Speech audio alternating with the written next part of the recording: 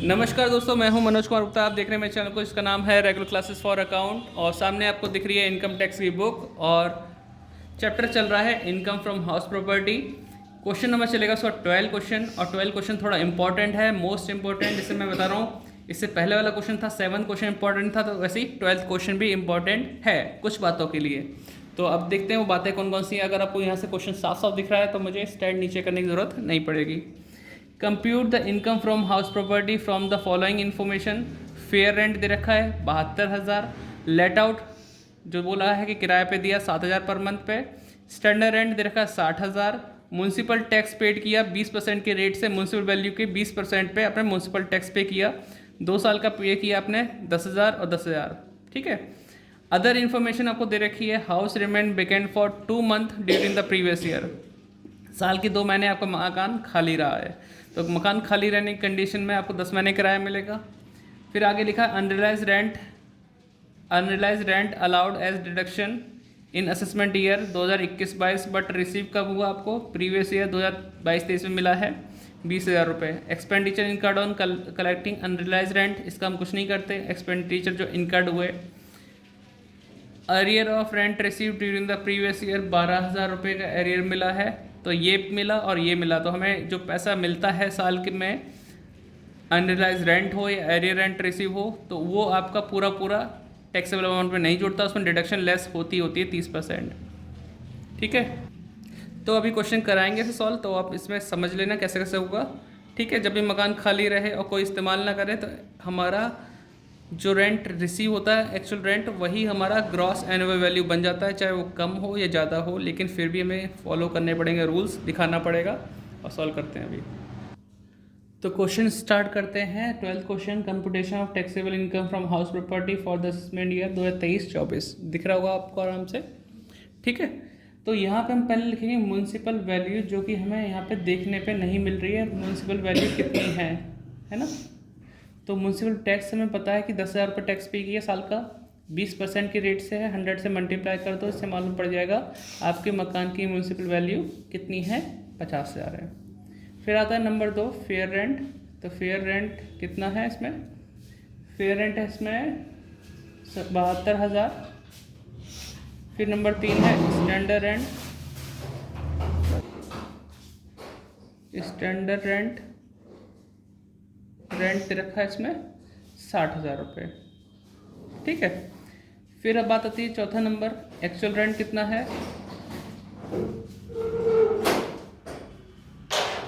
Actual rent है 7,000 रुपये, और 10 महीने किराया मिला तो 70,000 रुपये आ गया। ये हमें बेसिक पॉइंट लिखने ही पड़ेंगे। तो इसमें हम देखते हैं इन दोनों में से ज़्यादा कौन सा है, 72, लेकिन ये तो इससे भी ज़्यादा बैठ रहा है। तो इस केस में एक्सपेक्टेड रेंट कितना होगा? एक्सपेक्टेड रेंट होगा हमारा 60,000। यहाँ तक कोई दिक्कत तो नहीं। फिर आता है नंबर 2 पॉइंट, एक्चुअल रेंट 70,000 रुपये। ठीक है। अब इन दोनों में से जो भी ज़्यादा हो, एक्चुअल रेंट ज़्यादा है कम है, से कोई मतलब नहीं, हमारा एक्चुअल रेंट ही क्या बनेगा? Gross annual value. जब मकान खाली रहे, ठीक है, और उसका कोई इस्तेमाल ना करे, तो जो एक्चुअल रेंट मिलता है, चाहे वो इससे कम हो इससे ज़्यादा हो, वही हमारा ग्रॉस एनुअल वैल्यू बन जाता है। लेस करेंगे तो इसमें हो जाएगा ग्रॉस एनुअल वैल्यू तो आ गया, लेस करेंगे म्यूनसिपल टैक्स। म्यूनसिपल टैक्स हमारा 2 साल का पेमेंट दिखा रखा है। एक है हमारा 10,000, दूसरा भी है 10,000। ठीक है। हम चाहे 5 साल का पुराना पे कर रहे हों, वो सब आएगा, जितना हमने पे कर दिया सब आएगा। तो ये है 2021-22, और ये है 22 और 23। टोटल कितना पेमेंट किया हमने? 20,000 टैक्स पे कर दिया। ये आया हमारा 50,000 रुपये एनुअल वैल्यू। ठीक है। एनुअल वैल्यू आ गया। इसमें करेंगे less deduction under section 24, first वही 30% ऑफ AB, कितना होगा? 15,000 होगा। नंबर 2, इंटरेस्ट ऑन लोन क्योंकि कोई लोन वगैरह नहीं दे रखा, तो सीधे नील कर दो। तो ये 15,000 माइनस कर देंगे, कितना आ जाएगा? 35,000 रुपये आ गया। ये आपकी इनकम फ्रॉम हाउस प्रॉपर्टी आ गई। इस पोर्शन के हिसाब से देखा जाए तो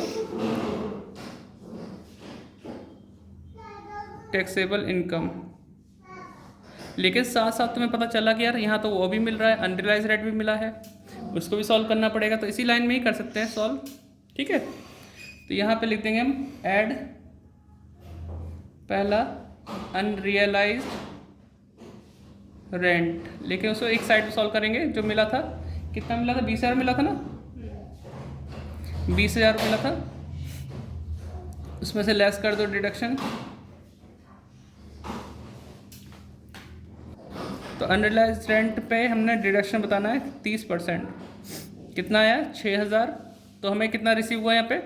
14,000 रुपये ये मिले, ठीक है, जिस पे हम टैक्सेबल इनकम मान सकते हैं। एक और ऐड कर दो इसमें, ठीक है। इसमें था arrear rent received, arrear rent received कितना मिला? 12,000। इस पे भी डिडक्शन माइनस करना पड़ेगा, जो 30% होता है। नॉर्मल स्टैंडर्ड डिडक्शन तो यही होता है, एट द रेट 30%। निकालना जरा 32,600 कितना आएगा? 8,400 आना चाहिए, फिर जोड़ देना। तो सबको अगर प्लस करेंगे तो आएगा 57,400, ठीक है, 57,400 आ गया। तो लिखेंगे total taxable income from HP house property, ठीक है। एक फ्रेम में देखो आ पाए नहीं आ पाए, लेकिन मैं आपको कोशिश करता हूँ दिखाने की।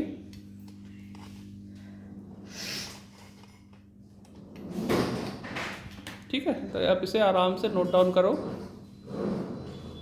उम्मीद करता हूँ समझ में आया होगा। और बुक अगर चाहिए तो डिस्क्रिप्शन में लिंक है, बाय कर लो, ठीक है। तो आराम से नोट कर लीजिए, अभी टाइम है। और अपने दोस्तों में शेयर करना, चैनल को सब्सक्राइब करवा देना, जिससे उनको भी फ्री क्लासेस का हेल्प मिल सके।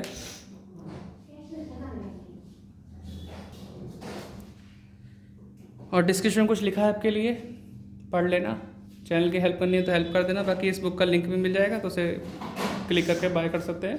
मिलते हैं नेक्स्ट वीडियो में, तब तक के लिए ख्याल रखिए अपना, पढ़ाई करते रहिए। Bye bye.